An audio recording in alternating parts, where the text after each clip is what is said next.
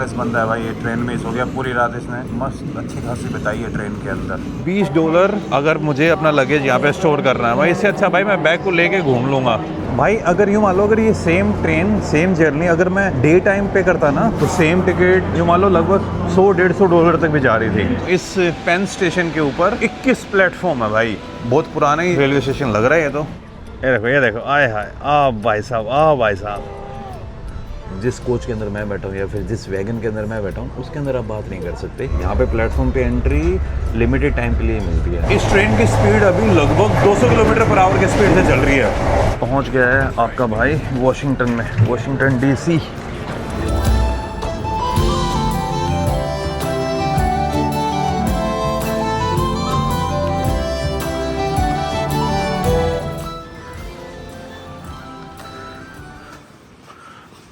Good morning guys, और स्वागत है आपका एक और नई वीडियो में। तो भाई और बहनों, आज टाइम आ चुका है न्यूयॉर्क को अलविदा कहने का। अब मैं आज जा रहा हूँ भाई वॉशिंगटन की साइड, फिलाडेल्फिया होते हुए। पूरी जो स्टोरी है भाई, मैं अभी एक बार रेलवे स्टेशन पे पहुँच जाता हूँ। सुबह जल्दी के चक्कर में एक चीज़ भूल गया तो वापस घर पे जाना पड़ गया था मुझे। भाई न्यूयॉर्क की सबसे ख़राब बात जो लगती है वो यहाँ का सबवे है। लेकिन यहाँ के सबवे की एक बात मुझे और ज़्यादा अच्छी लगती है कि ये 24 घंटे खुला रहता है भाई। कभी भी चले जाओ, हर टाइम आपको ट्रेन मिल जाएंगी। ये सबवे के अंदर एंट्री ले रहा हूँ, सुबह के बजे में 4:30। और यहाँ पे है ना अभी समर चल रहा है नॉर्दर्न हेमिस्फीयर में, इस कारण से सुबह बहुत जल्दी हो जाती है यहाँ पे। ये भाई मैनहट्टन ब्रुकलिन।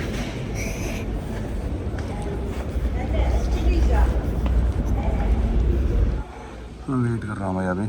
ये दोनों प्लेटफॉर्म जाएंगे, एक तरफ आती है फास्ट ट्रेन, एक तरफ आती है स्लो वाली। ये जा रही है आगे लॉन्ग आइलैंड की तरफ और ये जा रही है आगे मैनहट्टन एंड ब्रुकलिन की तरफ। कल यार मैंने एक चीज़ नोटिस की, यहाँ पे न्यूयॉर्क के अंदर है ना जो ये सबवे है, ये उतनी एफिशिएंट नहीं है कनेक्शन के मामले में। अगर मान लो ब्रुकलिन एंड ये जो क्वींस है ये ऑलमोस्ट एक ही आइलैंड के ऊपर पड़ते हैं, लेकिन अगर आपको क्वींस से ब्रुकलिन की तरफ जाना है तो ब्रुकलिन से क्वींस की तरफ जाना है तो आपको है ना मैनहट्टन जाके ही वापस आना पड़ेगा। कोई भी डायरेक्ट कनेक्शन नहीं है अच्छे वाला। वो जो सर्कुलर होता है ना जिसमें सारी लाइंस आपस में मिल जाए, आपने मॉस्को में देखा होगा। मॉस्को में क्या है कि 3-4 रिंग रोड बना रखे हैं मेट्रो के, जिसमें वो सारी लाइंस को आपस में कनेक्ट कर देता है। वो नहीं है यहाँ पे। वो देखो 1 2 3 4 5 6 7 8 8वें स्टॉप पे उतरना है मुझे जाना है यहाँ से पेन स्टेशन, जहाँ से मेरी ट्रेन है। वहाँ पे लिखा है ना एमट्रैक, तो वही ट्रेन लेने वाला हूँ भाई मैं। और वैसे जो ट्रेन है ये जा रही है वर्ल्ड ट्रेड सेंटर। और सुबह के इस टाइप के माहौल है। जो होमलेस बंदा है भाई, ये ट्रेन में ही सो गया पूरी रात। इसने यहाँ पे मस्त अच्छी खासी बिताई है ट्रेन के अंदर। तो ये सीन बहुत नॉर्मल है भाई यहाँ पे। ऐसे टाइप के इशारे कर रहा हूँ ताकि मैं आपको एकदम सीन दिखा सकूँ और लोगों को वो भी ना लगे। भाई पेन स्टेशन पहुँचने ही वाला हूँ मैं, इससे अगला ही स्टेशन है। अभी आ गया हूँ मैं 42nd स्ट्रीट के ऊपर। यहाँ से भी आप पेन स्टेशन की तरफ जा सकते हो, लेकिन मुझे एमट्रैक की तरफ जाना, तो एमट्रैक के लिए नेक्स्ट वाला स्टेशन होगा, ऊपर रुकता हूँ। अगले स्टेशन पे उधर जाऊँगा भाई मैं। भाई जनता अभी पार्टी ख़त्म करके आ रही होगी क्योंकि आज संडे है। जनता आज पार्टी ख़त्म करके आ रही होगी और मैं अभी यहाँ से निकल रहा हूँ इस टाइम पर 34th स्ट्रीट पेन स्टेशन। ये देखिए भाई exit Penn station, Madison square garden, Amtrak, LIR, NJ transit. Madison square garden भाई वही ऑडिटोरियम है जहाँ पे NBA के फाइनल्स होते हैं। और आई थिंक रिसेंटली अपने कॉमेडियन जाकिर खान ने भी मेडिसिन स्क्वायर गार्डन पे परफॉर्म किया था। बहुत बड़ा ऑडिटोरियम है यार ये। लाइक उधर है या इधर है यार, मेरे को समझ नहीं आ रहा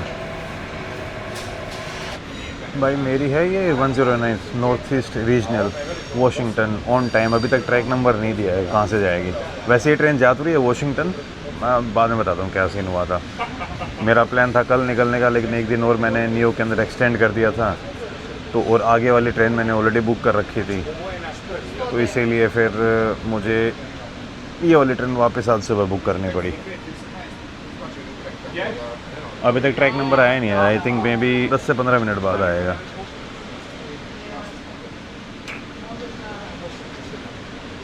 भाई जब तक ट्रैक अनाउंस होता है मैं आपको ये बता देता हूँ, इस पेन स्टेशन के ऊपर 21 प्लेटफॉर्म है भाई, बहुत पुराना ही रेलवे स्टेशन लग रहा है ये तो। और यहाँ पे भी थोड़ी हालत खस्ता ही है जंग से।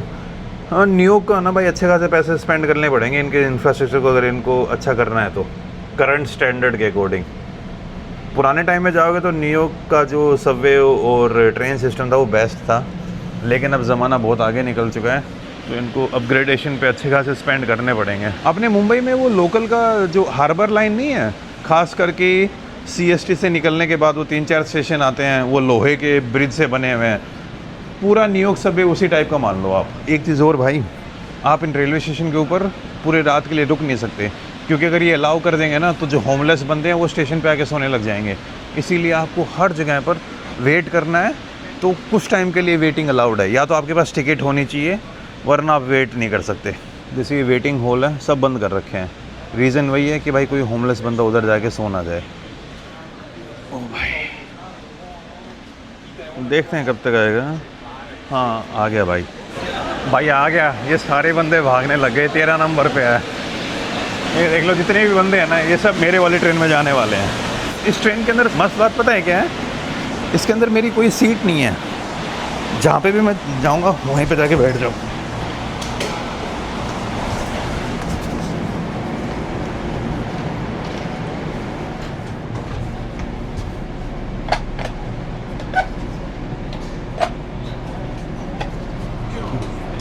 It's not opening, I think. Oh, not opening.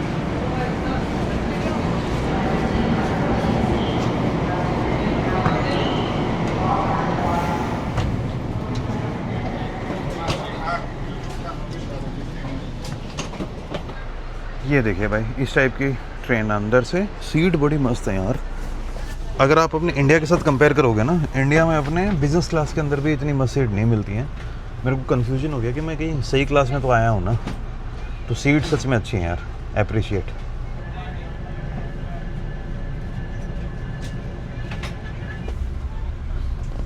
Train भाई निकलने में थोड़ी सी तो लेट हो गई, ज़्यादा नहीं। 5:35 का टाइम था, 5:40 पे निकली।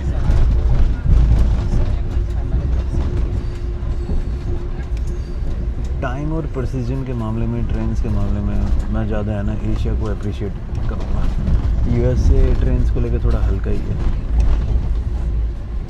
पुराने टाइम में बहुत आगे थे, लेकिन बाद में इनकी इकोनॉमी ने इतना बड़ा शिफ्ट लिया, ये कार बेस इकोनॉमी ज़्यादा बन गई बजाय कि पब्लिक ट्रांसपोर्ट बेस।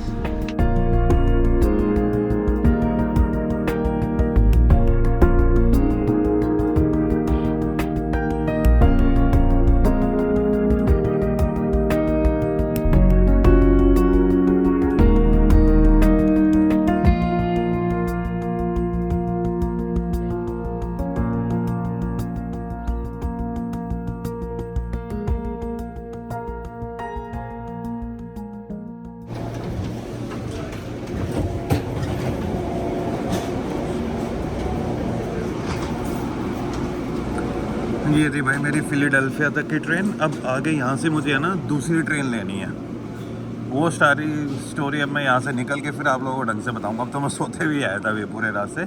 अब देखिए टाइम 7 बज चुके हैं, ट्रेन आ जल्दी गई है लेकिन निकली 5 मिनट लेट थी न्यूयॉर्क से। तो जर्नी प्लेजेंट ही थी यार, इस टाइप की ट्रेन है ये एमट्रैक की। और अब बाहर चलते हैं। अगली ट्रेन मेरी जो अब है वो यहाँ से 3 घंटे बाद है। भाई ये हॉल मेरे को आज भी याद है, आज से ऑलमोस्ट 1.5 साल पहले जब मैं लास्ट टाइम USA के अंदर आया था तो फिलाडेल्फिया में रुका था मैं, और यही ट्रेन पकड़ के मैं फिलाडेल्फिया में लैंड हुआ था और यहाँ से फिर न्यूयॉर्क की तरफ गया था। तो ये भाई फिलाडेल्फिया का मेन रेलवे स्टेशन का हॉल है। एंड अभी यहाँ पे मैं लगेज स्टोरेज के लिए पूछ के आने वाला था। पता है भाई कितना है? $20 अगर मुझे अपना लगेज यहाँ पे स्टोर करना है, भाई इससे अच्छा भाई मैं बैग को लेके घूम लूँगा। ये चीज़ें है ना एशिया में बड़ा सही है। एशिया में चाहे कितनी महंगी कंट्री हो, जापान यार is not a cheap country. दुनिया के अंदर सबसे ज़्यादा महंगी टैक्सी और वो सब जापान के अंदर है, लेकिन वहाँ पे आपका लगेज स्टोर करने के लिए हर जगह मिल जाएगी। लेकिन यहाँ पे यूएसए में एकदम भाई वो पुराना टाइप का तरीका कि एकदम वो एमट्रैक का जो जगह है वहाँ पे जाके स्टोर करके आओ, यहाँ पे कुछ और है नहीं। ये भाई इतनी बड़ी मार्केट इकोनॉमी है इनके पास, ये नहीं है भाई। लगेज स्टोर करने के लिए ना मैंने 2 मिनट ऑनलाइन रिसर्च की और एक लगेज हीरो करके ऑनलाइन ऐप है, I think Hong Kong based app है, उसके थ्रू मैंने देखा। तो यहाँ से स्टेशन से 500 मीटर वॉक करने के बाद मुझे $5 फॉर पूरे दिन के लिए लगेज स्टोर करने का ऑप्शन मिल रहा था। इस साल एमट्रैक वालों को मैं क्यों दूँ 3 घंटों के लिए भाई $21, $20 प्लस इसमें सर्विस चार्जेस लगा के आई थिंक वो $22 तक पहुँच जाएंगे। तो ऐसा कोई वर्थ नहीं है यार इतनी जगह पड़ी है तुम्हारे पास, लगा दो वो लगेज। ये चीज़ यार जापान में, चाइना में, इवन अब तो अपने इंडिया में भी आने लग गई है। पहले मुझे लगता था अपने इंडिया में नहीं है वो लगेज स्टोरेज जिसको आप ऐप के थ्रू कर सकते हो। तो ये है भाई फिलाडेल्फिया, आई थिंक उधर ही है नीचे में कहीं, ये नदी क्रॉस करके पहुंच जाऊंगा मैं।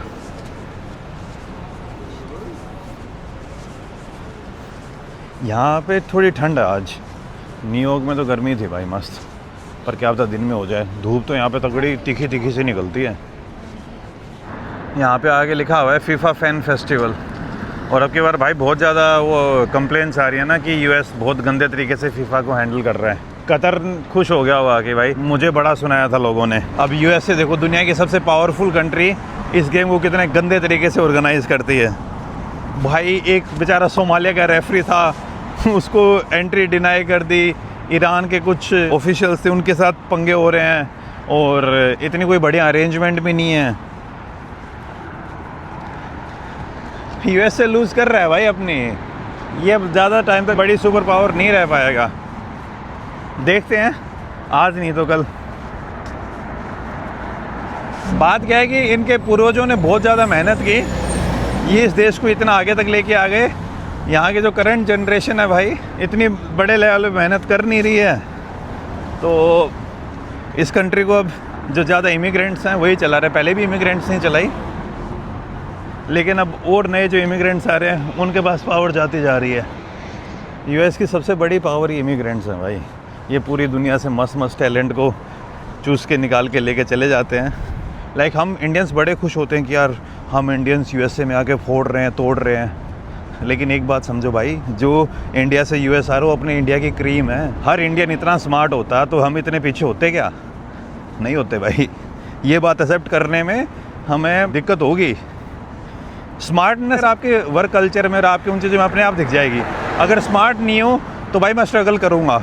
तो हम बहुत खुश होते हैं कि like we Indians are the best हम इंडियंस नहीं है, बेस्ट अमेरिका है भाई, कि अपने बेस्ट क्रीम को निकाल के चला जाता है, और हम बस तालियां मारते रहते हैं, खुश होते रहते हैं इन बातों पे।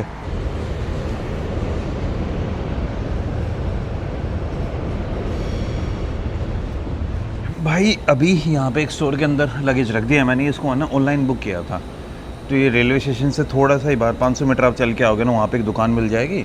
इस टाइप का एक कोरियन अंकल का स्टोर है। इनके साथ मेरी अभी लगभग 15-20 मिनट से बातें भी कर रहा था मैं, और फिर यहाँ पे मैंने कॉफ़ी भी ले ली। और अभी मेरे पास कम से कम 2.5 घंटे हो रहे हैं। 2.5 घंटे में मैं जितना फिलाडेल्फिया को देख सकता हूँ घूम के आ जाऊँगा, उसके बाद फिर भी नेक्स्ट ट्रेन पकड़ूँगा। अब मैं आपको सीन समझाता हूँ हुआ क्या था यार।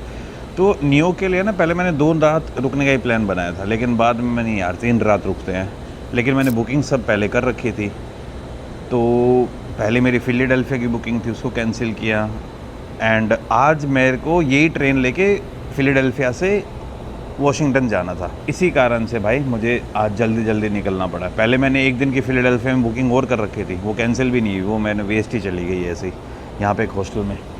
लेकिन कोई बात नहीं यार, न्यूयॉर्क में मेरे को मज़े आया। और सच में भाई मेरे को न्यूयॉर्क में 3-4 दिन और चाहिए। अगली बार जब आऊँगा तो 3-4 दिन और रुकूँगा, क्योंकि बहुत ज़्यादा जगह है। अभी तक मैंने ना जो स्टैचू ऑफ लिबर्टी है वो नहीं देखा है, न्यू जर्सी की तरफ मैं नहीं गया हूँ, और स्टेटन आइलैंड में पिछली बार गया था लेकिन ढंग से एक्सप्लोर नहीं कर पाया। और भाई मुझे क्या करना है, एक अब की बार जब मैं आऊँगा तो न्यूयॉर्क के अंदर मुझे हेली राइड करनी है, सेंट्रल पार्क और मैनहट्टन की पूरी। एक आई थिंक $200-300 की राइड होती है, उसमें आपको पूरा मैनहट्टन घुमा देते हैं मस्त तरीके से। तो अब की बार वो भी करूँगा मैं जब आऊँगा। टाइम कम था यार अब की बार। हाँ यार, एक चीज़ यहाँ पे भी मैंने नोटिस किया, ये अपने इंडिया में देखने को नहीं मिलती है और इसका थोड़ा दुख सा ही होता है मुझे। अपने इंडिया में आप किसी भी शहर में चले जाओ, किसी भी, like any, north south east west, कोई भी स्टेट इससे बची हुई नहीं है। और ये सब चीज़ें जब आप इंडिया से बाहर निकलते हो ना, तब आपको ज़्यादा समझ आती है। जिस लेवल की धूल हम इंडिया में झेलते हैं, डस्ट, वो आपको भाई दुनिया में कहीं नहीं दिखेगी जितने लेवल की अपने पास है। हाँ, अगर आप बांग्लादेश के साथ कंपेयर करोगे, पाकिस्तान के साथ कंपेयर करोगे, तो ऑफ कोर्स उनसे हम आगे निकल जाएंगे। लेकिन जो कंट्रीज़ वर्ल्ड लेवल पे मैटर करती हैं इकोनॉमिक्स टर्म्स में, उनके साथ कंपैरिजन करोगे ना, तो हम नील बट्टे सन्नाटा हैं भाई। ये देख लो, ये जूते जब से आया हूँ मैं ऐसे ही पहन रहा हूँ, कहीं पर भी कुछ भी नहीं है। तो वो धूल वाली गंदगी तो कहीं नहीं है भाई। जापान लेवल मैं नहीं कह रहा हूँ कि यहाँ पे जापान लेवल आपको एकदम साफ़ सफाई मिलेगी, लेकिन धूल नहीं मिलेगी। दुबई आपको पता होगा भाई, दुबई एकदम डेजर्ट में बसी हुई है और उस टाइप का शहर है कि धूल और मिट्टी तो वहाँ पे होंगी ही होंगी। वो डेजर्ट में होने के बावजूद वहाँ पे आपको धूल नहीं दिखेगी। और अपने इंडिया के आप किसी भी शहर में चले जाओ, जो छोटे से छोटे टाउन होगे ना, वहाँ पे भी आपको बहुत ज़्यादा धूल मिलेगी। तो डस्ट अपने लिए एक बहुत बड़ी एंडेमिक टाइम बनी हुई है, मुझे नहीं लगता ख़त्म होने वाली है अपने।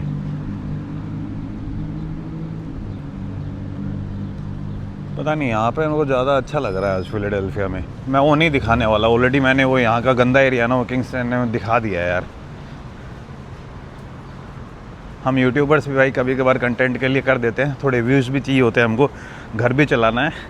लेकिन लाइक हमारी कंट्री के अंदर एक और चीज़ जो हमें चेंज करना चाहिए, प्लीज़ भाई, जो भी एडमिनिस्ट्रेशन में हैं, जो लोग देख रहे हैं, और ख़ास करके यार जो हम वोटर हैं ना, उनसे मेरी दरख्वास्त है कि यार फालतू के मुद्दे होते रहेंगे, ठीक है। कुछ ऐसे मुद्दे हमें डिमांड करने चाहिए गवर्नमेंट से कि यार प्लीज़ हमारे लिए मत बनाओ चौड़े रोड, लेकिन इस टाइप की फुटपाथ बना दो जहाँ पे हम पैदल चल सकें। छोटे छोटे शहरों में हम भाई पैदल चलने के लिए हमारे पास जगह नहीं है। मैं ही नहीं कह रहा कि भाई ऐसी आलीशान से बनाओ, ये यार बहुत बड़े लेवल के आपको विज़न चाहिए, उतनी विज़न अपने पास नहीं है। आई अंडरस्टैंड, टाइम लगेगा, लेकिन एक नॉर्मल फुटपाथ तो बना दो। आप अपने इंडिया का एक शहर बता दो जहाँ पे आप चल सकते हो, चलने लायक माहौल हो। नहीं है भाई, बिल्कुल इस मामले में हम बहुत पीछे रह गए। यार मैं आपको एक चीज़ और बताता हूँ, यूएसए में आए मुझे 4 दिन हो गए हैं, और जब से मैं यूएसए के अंदर आया हूँ, मेरी जो चलने की हैबिट है वो और ज़्यादा इंक्रीज़ हो गई है। अपने उधर तो है ना, धोरी मार पड़ती है ना, हवा साफ़ अपनी, खाना भी साफ़ नहीं है, खाना भी पता ही नहीं क्या क्या ही मिलता है अपने प्रोडक्ट्स के अंदर। और ऊपर से पहले खाना गंदा खाओ, फिर मोटे हो जाओ, और फिर चलने लायक भी शहर नहीं बना रखे हमने। अब कई लोग बोलेंगे कि भाई जिम चला जा, अगर तेरे अंदर मन हो तो ये भी कर सकता है, वो भी कर सकता है। हाँ भाई कर सकता है, लेकिन कुछ तो रिस्पॉन्सिबिलिटी सिस्टम की भी तो होती होगी, या फिर सिर्फ टैक्स लेना ही इसका रिस्पॉन्सिबिलिटी है, बाकी सब भाड़ में जाओ। बहुत ही इनसिक्योर टाइप का नेशन बनते जा रहे हैं यार हम। देखते हैं, पता नहीं सिचुएशन सुधरेगी या नहीं सुधरेगी। पहले तो मुझे लगता था यार, मेरे को उम्मीद थी, लेकिन अब लगने लग गया भाई कि अपने जीते जी तो होगा नहीं, या फिर अपनी जवानी में तो होगा नहीं, क्योंकि ये जवानी कुछ टाइम की बची है, उसके बाद हो जाएंगे अपने 40s 50s में चले जाएंगे, और बाद में भाई इसका फ्रूट हम खा नहीं पाएंगे। तो इसीलिए मैं बोल रहा हूँ यार।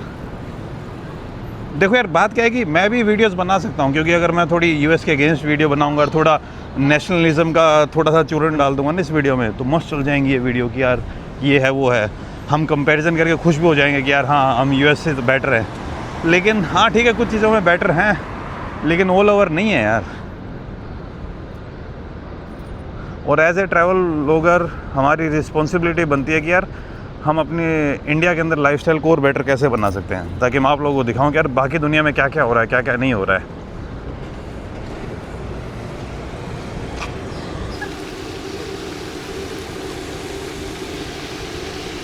तो भाई ये है फिलाडेल्फिया का सिटी हॉल, और इस सिटी हॉल के सामने इस तरीके से छोटे छोटे ये फाउंटेन से लगे हुए हैं। इनमें 5 सेकंड पानी चलता है, फिर बंद हो जाता है, फिर 5 सेकंड चलता है।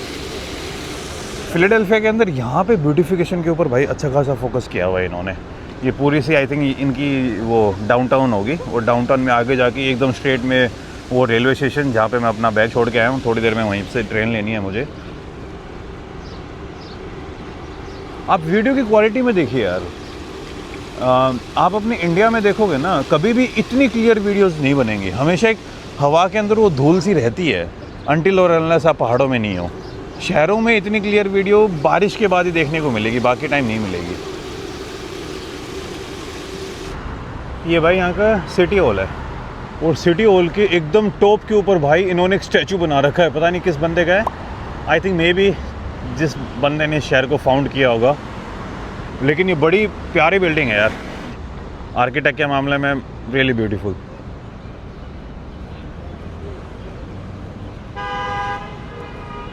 भाई जब मैं पिछली बार यहाँ पे आया था और अब की बार यहाँ पे आया हूँ, बहुत ज़्यादा फ़र्क लग रहा है मुझे फिलाडेल्फिया में।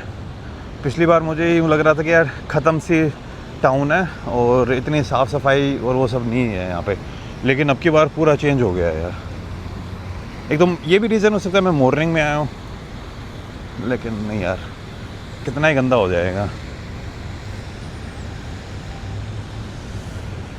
तो आप एक हिसाब से ये बोल सकते हो this is the city centre.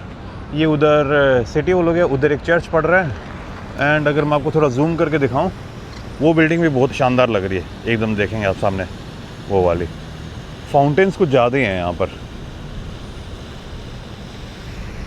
और सबसे अच्छी बात क्या है कि यहाँ पे इन्होंने बैठने के लिए जगह बना रखी है। उधर आप बैठ के खाना खा सकते हो, अपना कुछ भी लेके आओ, बैठो आराम करो। इधर आप बैठो अगर आपको थोड़ी मस्ती मारनी है, अगर आपको टीटी खेलना है तो इधर जगह वैसे बना रखी है। मुझे ऐसा लग रहा है कि यूएसए के अंदर जो सबसे बड़े शहर है ना, उनके अंदर रहने की बजाय जो थोड़े टियर 2 टाइप सिटीज़ हैं उनमें आपको और ज़्यादा मज़े आएंगे। सबसे ज़्यादा मज़े तो आई थिंक यहाँ के जो गांव हैं उनमें आएंगे, लेकिन टियर 2 सिटीज़ भी ठीक ठाक हैं। अब न्यूयॉर्क, एलए, शिकागो, भाई वो इतने ज़्यादा इकोनॉमिकल हब हैं, तो उसके फिर कॉन्सिक्वेंसेस भी देखने मिलेंगे आपको।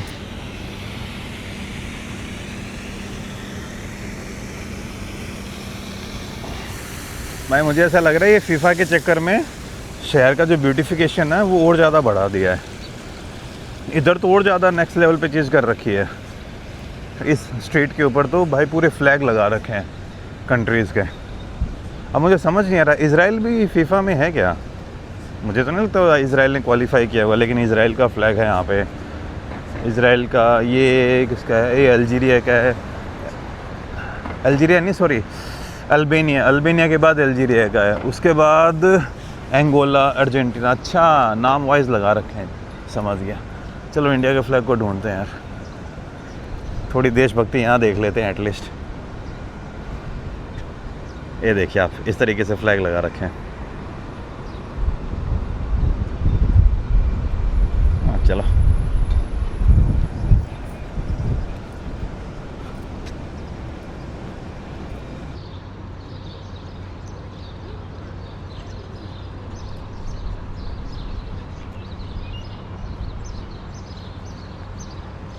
ये अभी ब्रुनेई के फ्लैग तक तो पहुंच गया हूँ मैं। आई थिंक थोड़ा और इधर घूमना पड़ेगा, पर मस्त एरिया है भाई ये वाला।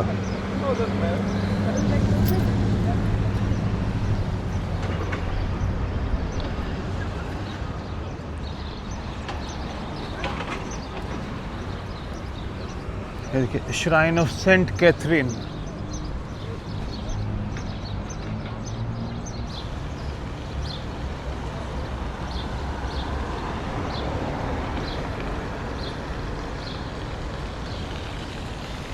भाई मैं आपको रिकमेंड करूँगा फिलाडेल्फिया। फिर चाहे यहाँ पे आपको वो ज़ोंबी स्ट्रीट देखनी हो, वो थोड़ा सा डेंजरस इलाका है, वो मैं रिकमेंड नहीं करूँगा, लेकिन वो भी एक यूनिक एक्सपीरियंस था यार मेरे लिए। लेकिन ये जो सिटी हॉल के आसपास वाला एरिया है ना यार, ये इन्होंने बहुत ही बढ़िया बना रखा है। लाइक पुराने आर्किटेक्ट भी मिलेंगी और मॉडर्न का जो मिक्स करके इन्होंने एक मस्त कॉकटेल तैयार कर रखी है। फाउंटेन्स तो यहाँ पे इतने ज़्यादा है ना जगह जगह पर। हिस्टोरिकल शहर तो रहा होगा यार। अब मुझे नहीं पता फिलाडेल्फिया की हिस्ट्री क्या है क्या नहीं, और ना उसमें जानना चाहता वो बोर हो जाऊँगा यार मैं खुद ही। लेकिन ये देख के खुशी से मिल रही है मुझे।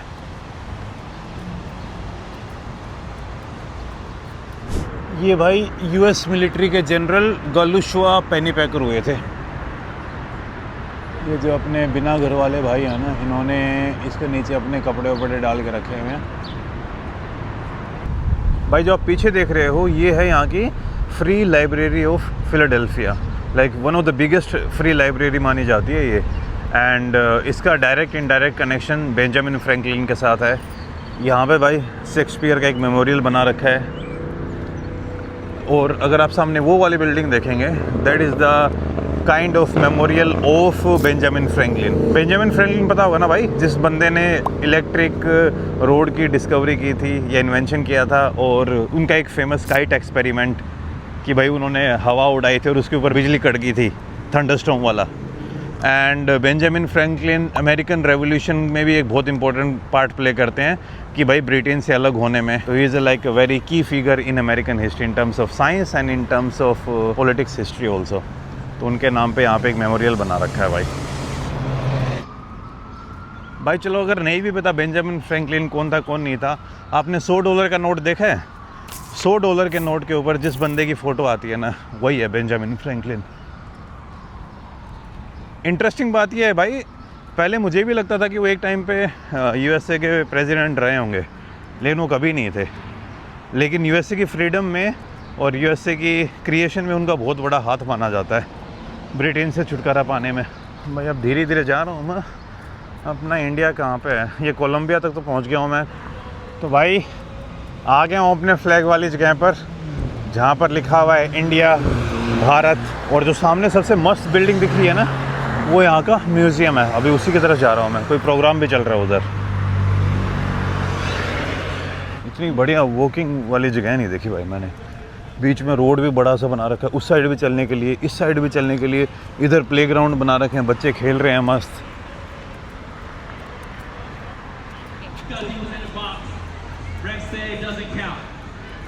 एकदम सेंटर पे पहुंच गया हूँ अब, जो म्यूज़ियम है उसके सामने। आज सैटरडे है ना, तो लोग फ्री भी हैं, अपने बच्चों को लेके इधर आ रखे हैं। बड़ी अच्छी फीलिंग है यार इधर, सच में। लोग इधर पिकनिक करने आ रखे हैं, कुछ छोटी मोटी चीज़ें बेचने आ रखे हैं। तो पीछे इस तरीके का पिकनिक का माहौल है भाई। आर्ट म्यूज़ियम के बिल्कुल सामने आ गया हूँ। और यहाँ पे आप देखेंगे तो ये जो घोड़े के ऊपर हैं, ये हैं अमेरिका के सबसे पहले प्रेसिडेंट जॉर्ज वाशिंगटन। अब एक घोड़े की टांग ऊपर का मतलब क्या है कि भाई इनकी आई थिंक किसी बीमारी के कारण मौत हुई थी। अगर घोड़े के चारों टांगें नीचे होती थी, इसका मतलब भाई ये नॉर्मल डेथ हुई थी। एक टांग ऊपर यानी बीमार होकर मरे थे, 2 टांग ऊपर मतलब युद्ध में मरे थे। तो ये बीमार होकर मरे थे आई थिंक। तो ये हैं USA के फर्स्ट प्रेसिडेंट। एंड ये साइड में इन्होंने जो ये जानवर दिखा रखे हैं, ये अमेरिका के अंदर जो प्रोमिनेंट वाइल्ड लाइफ है उसको शो कर रहे हैं। और इसमें जो अमेरिकन फर्स्ट सिविल वॉर है और जो अमेरिकन वॉर ऑफ इंडिपेंडेंस है उसको दिखा रखा है।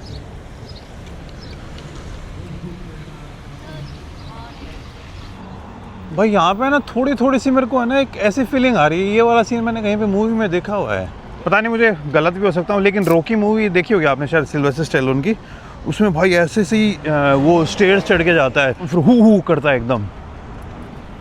क्या पता, वही ऊपर जाके देखते हैं भाई। हाँ भाई मैं सही था, रॉकी है अपना, रॉकी बल्बोआ। भाई साहब ये वाला मोटिवेशन स्पीच तगड़ा है। It's not how hard you get hit, it's how hard hit you can get hit and keep moving forward. That's how winning is done. You, me, nobody. भाई मेरे को रोंगटे से खड़े हो गए, मैंने काफ़ी बार सुना हुआ है। आई थिंक वो अपने बेटे को बता रहा होता है।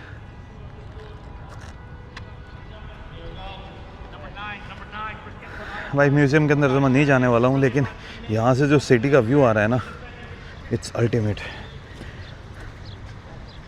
सो भाई this is the real Philadelphia. मैं तो रिकमेंड करूँगा आप इस शहर में आइए और घूमिए, बस किसी बिल्डिंग के अंदर मत जाओ। आप रोड पे चलते हैं ना, इस सिटी को इतना अप्रिशिएट करोगे ना। ये अपने फुटबॉल प्रेमी, ये कोलंबियन ही है ना, if I am not wrong.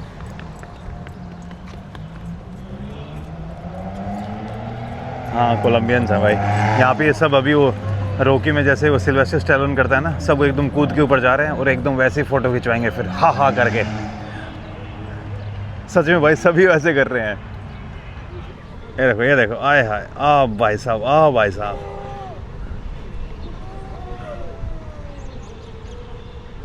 ये सारे फुटबॉल प्रेमी हैं भाई। आज मुझे ये सब देख के अब समझ आ रहा है कि भाई ये यूएसए जैसी कंट्री इतने गोल्ड मेडल कैसे लेके आती है। भाई तगड़ा स्पोर्ट्स कल्चर है इनका। और इस मामले में मुझे अप्रिशिएट करना पड़ेगा खास करके ब्लैक कम्युनिटी को। ब्लैक कम्युनिटी भाई गेम में भी अच्छी खासी है। ये बेचारे हिस्ट्री ने इनके साथ बहुत गलत किया तो उनके कारण कई बातों में विक्टिम भी हैं, लेकिन भाई स्पोर्ट्स के मामले में दे किल एवरी अदर कम्युनिटी। जैसे स्पोर्ट्स के मामले में अपने इंडियंस आपको इतने आगे नहीं दिखेंगे, ना चाइनीज़ अमेरिका के अंदर आपको इतने आगे दिखेंगे। चाइनीज़ चाइना के अंदर दिखेंगे लेकिन यहाँ पे नहीं। तो किसी कम्युनिटी के पास कोई पावर है तो उसके पास फिर दूसरी जगह में लैग भी करेगी वो।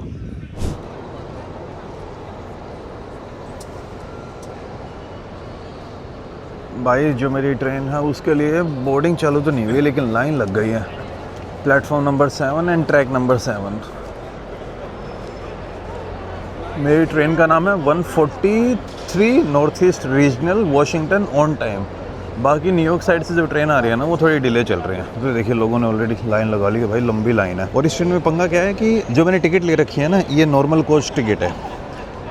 जैसे मैं आज सुबह जिस ट्रेन में आया था उसके लिए मैंने पे किए थे $30 from New York to Philadelphia and Philadelphia to Washington I think मैंने $45 पे किए थे। एंड इसके अंदर है ना कोई भी कंफर्म सीट नहीं मिलती है।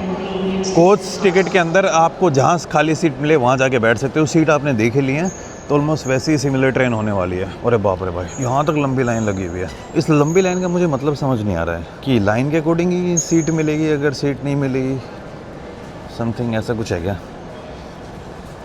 भाई। यहाँ पे ना लाइन लगी हुई है। पंगा क्या हो रहा है कि अभी इसके बाद जितनी भी ट्रेन है ना वो डिले चल रही हैं। तो इस कारण से एमट्रक क्या दे रहा है भाई, जिनकी भी ट्रेन डिले चल रही है उनको एक ऑप्शन दे रहा है कि आप दूसरी ट्रेन की टिकट ले सकते हो। तो इसीलिए अब भाई काफ़ी बंदों ने इसी ट्रेन के अंदर अपना चेंज करवा लिया है।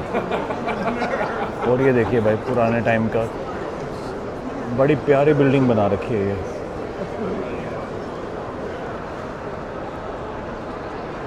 जो न्यूयॉर्क का ग्रैंड सेंट्रल स्टेशन है ना उस जैसा से ग्रैंड सेंट्रल इससे भी ज़्यादा मस्त है, लेकिन ये भी यार कम नहीं है भाई, बहुत बढ़िया है। उधर क्या पानी वानी गिर रहा है क्या, वो देखो। बोर्डिंग चालू हो गई है मेरी ट्रेन की, नीचे जा रहे हैं सब।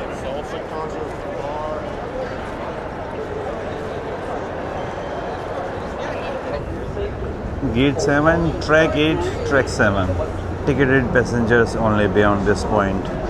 अच्छा फिलाडेल्फिया के अंदर भी मैच हो रहे हैं आई थिंक भाई। अगर यूँ मान लो अगर ये सेम ट्रेन सेम जर्नी अगर मैं डे टाइम पे करता ना बाकी दोपहर के टाइम पर, तो सेम टिकट यूँ मान लो लगभग $100-150 तक भी जा रही थी।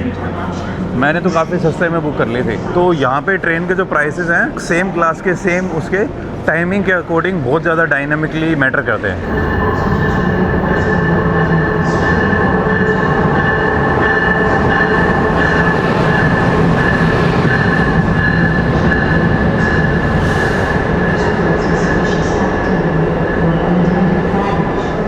इसकी जो शेप है ना वो थोड़ी अजीब सी है यार, गोल गोल जैसे टनल आ रही है। और इतनी तेज़ तो ये चलती भी नहीं है जितना इसका एरोडायनामिकली डिज़ाइन बनाने की कोशिश की है। अरे उस साइड लोग कम होंगे, चलो भागो भागो भागो। ये वाली भी अपनी वाली भाई सस्ते वाली है। आगे वाली है बिजनेस क्लास, ये है कोच क्लास।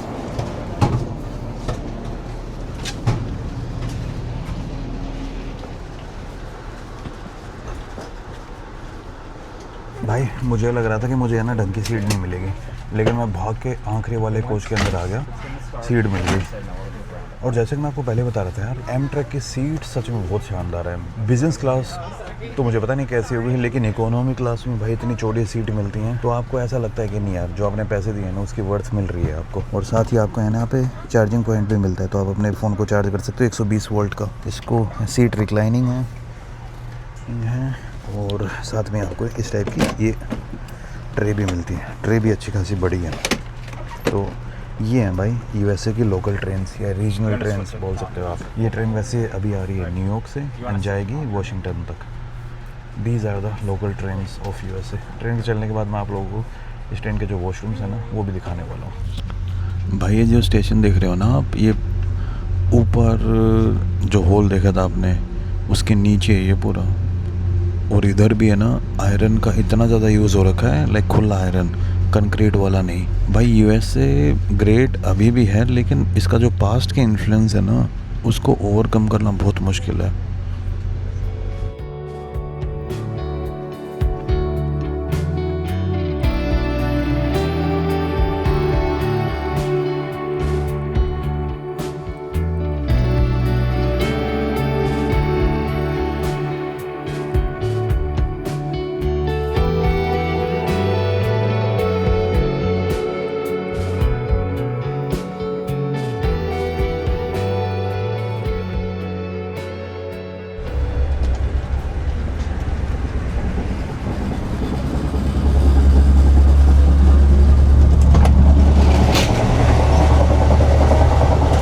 ओ भाई मैं अभी 2 कोच के बीच में आ चुका हूँ। जो मेरे वाला कोच है ना भाई, उसके अंदर क्या सीन है, वो क्वाइट कोच है। क्वाइट कोच का मतलब आप उस कोच के अंदर बातें नहीं कर सकते।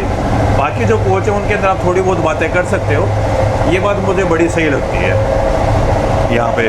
और दूसरा यार, इस ट्रेन की स्पीड अभी लगभग 200 किलोमीटर पर आवर की स्पीड से चल रही है। मस्त स्पीड ले लेती है एकदम, बुलेट ट्रेन की तरह तो नहीं, लेकिन सेमी हाई स्पीड आप मान सकते हो।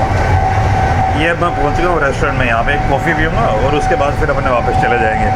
आई थिंक यहाँ पे मुझे टिप विप देनी पड़ेगी थोड़ी बहुत। ये भाई इस टाइप का है ना, इस ट्रेन के अंदर रेस्टोरेंट है। यहाँ पे आकर अपना आप ऑर्डर कर सकते हो। तो भाई अभी मैंने ये लिया है लगभग $6.5, मतलब कि $4 का ये था, जिसमें $2 मैंने टिप दे दिया। आज मैं कुछ ज़्यादा ही काइंड बन रहा हूँ। तो इस तरीके से आपको इन ट्रेन्स के अंदर रेस्टोरेंट मिलेंगे जहाँ पे आके आप अपना खाना वाना खा सकते हो। ट्रेन थोड़ी महंगी है वैसे, लेकिन खाना ट्रेन के अंदर उतना महंगा नहीं है।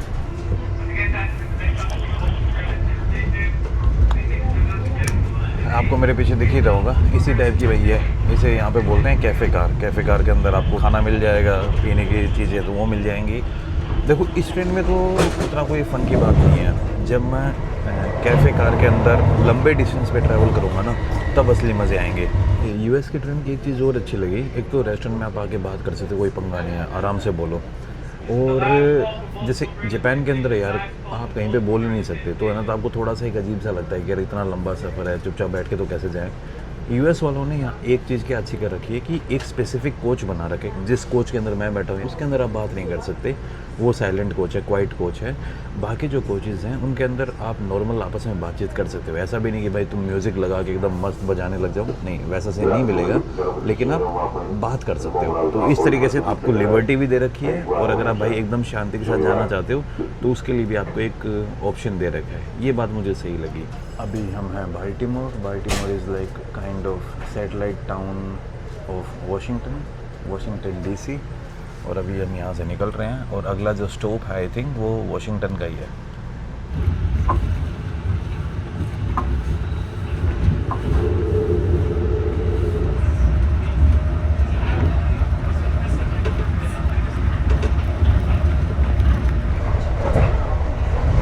भाई यहाँ पे ना यूएसए के अंदर क्या आते हैं, आपकी टिकट चेक हो गई है तो उसके बाद बंदे है ना आपको इस टाइप में चीज़ें दे के चले जाते हैं। ये मैं उधर बैठा था ना तब भी देके गया था बंदा, और यहाँ पे अभी आया हूँ ना रेस्टोरेंट के अंदर, तब भी ये बंदा मुझे एक थमा के देगा कि भाई इसको रख दो। ये दिखाने से आपका मतलब ये हो गया कि भाई आपकी टिकट चेक हो गई है। थोड़ा यूनिक सा ही सिस्टम है। टिकट चेकर यहाँ पे घूमते ही रहते हैं। इस मामले में जो सबसे बढ़िया सिस्टम मुझे लगता है ना वो ईस्ट एशिया का है। फिर चाहे वो चाइना हो या फिर साउथ कोरिया हो, जापान हो, वहाँ पे है ना आपकी बिना टिकट के एंट्री ही नहीं होगी जो मेन बोर्डिंग हॉल है। लेकिन यहाँ पे थोड़ा सिस्टम अलग है। यहाँ पे अपना ये मतलब थोड़ा इंडिया के साथ सिमिलर है। इंडिया सबसे ज़्यादा केओटिक है और उसके पीछे रीज़न भी है कि अपने पास पॉपुलेशन ज़्यादा है ना, तो अपने प्लेटफॉर्म के ऊपर भी एंट्री सबको मिल जाती है। यहाँ पे प्लेटफॉर्म पे एंट्री लिमिटेड टाइम के लिए मिलती है। जैसे वो लाइन में खड़ा था ना स्टार्टिंग में, वैसे ही रहना पड़ेगा आपको। उससे टाइम से पहले आप ऐसे ही प्लेटफॉर्म पे जाके खड़े नहीं हो सकते। इस ट्रेन का अगर आपको वॉशरूम दिखाऊँ, वैसे भी मैं बता रहा था ना इस ट्रेन की शेप थोड़ी टनल जैसी है, एकदम ऐसे ऐसे। ये देख रहे हो भाई, आज भी बहुत चला हूँ मैं। मस्त लग रहा है ना आपका भाई? तो साफ़ सफाई ठीक ठाक है। और ये फ्लश में देखो थोड़ा कुछ ब्लू टाइप का कुछ आ रहा है ये। एंड पूरा बड़ा है भाई ये। आई थिंक ये बड़े वाला है फॉर द हैंडीकैप। लेकिन इसी टाइप के आपको जो वॉशरूम्स है ना इन एमट्रैक की ट्रेन्स के अंदर मिलेंगे। हमने डिफरेंस देखा, इस केबिन में लाइट वाइट जली हुई है, लेकिन मेरे वाले केबिन के अंदर लाइट एकदम थोड़ी बुझी हुई दिखेगी आपको। ये देखो इस वाले केबिन के अंदर है ना लाइट भी थोड़ी सी अलग है, और जगह जगह पर लिखा हुआ है क्वाइट केबिन, क्वाइट। ये देखो। Hey everyone who just joined us, good afternoon. Welcome aboard Amtrak train 143. एक तो मैंने एक चीज़ देखी है, ये ट्रेन वाले हैं ना अनाउंसमेंट बहुत ज़्यादा करते हैं, हर चीज़ की अनाउंसमेंट करते हैं। अपने इधर अनाउंसमेंट एक बार कर देगा बंदा ठीक है, उसके बाद जो ऑटोमेटेड है ना वो चलती रहेगी। बंदे अनाउंसमेंट बार बार नहीं करते, अपने अनाउंसमेंट करते हैं बार बार सिर्फ इंडिगो वाले, last call last call last call, उसके अलावा कभी नहीं भाई। और एयर इंडिया जब सरकारी थी तब तो उनको फ़र्क ही नहीं पड़ता था कि आ रहे तो आ जाने दो, जा रहे हैं जाने दो। इंडिगो है भाई इस मामले में, बंदे को छोड़ने नहीं देगी। Guwahati passenger last call, Guwahati passenger last call. जो हमारा सेकंड लास्ट स्टॉप है इस ट्रेन का, वहाँ पे हम पहुँच गए हैं। Next station will be Washington DC। अभी 6 मिनट के अंदर हम पहुँच जाएंगे।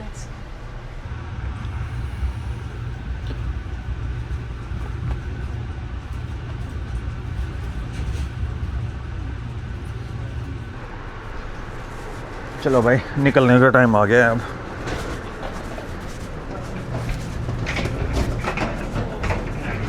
पहुंच गया है आपका भाई वॉशिंगटन में, वॉशिंगटन DC।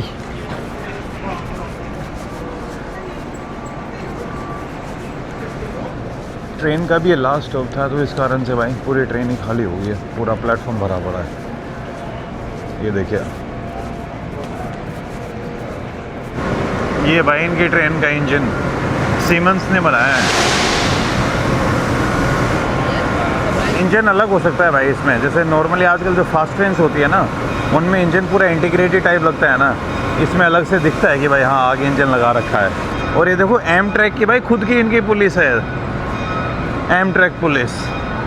और ये है भाई वॉशिंगटन यूनियन स्टेशन। अब भाई मैं मेन हॉल की तरफ जा रहा हूँ। ओ भाई साहब चिपोतले जैसी खुशबू आ रही है। आई थिंक नीचे जाके खा के आते हैं, भूख लगी है, सुबह से कुछ नहीं खाया है मैंने। ये भाई बाहर निकल रहा हूँ मैं। ये DC रेलवे स्टेशन का मेन हॉल है। मेन हॉल क्या एग्जिट है, ये मेन हॉल तो ये वाला रह जाता है भाई, क्या ग्रैंड बना रखा है। ये रहा चिपोतले में, एक बार खाना खा लेता हूँ उसके बाद अपने आते हैं। अच्छा एंट्री अंदर से है।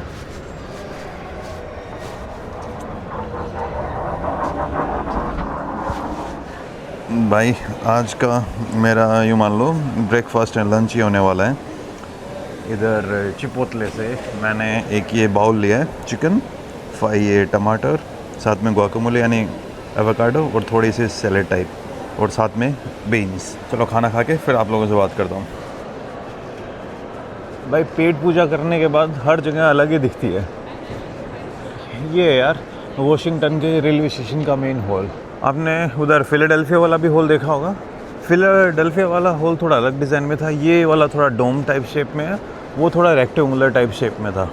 और ये भाई निकल रहा हूँ मैं बाहर, मैसाचुसेट्स एवेन्यू।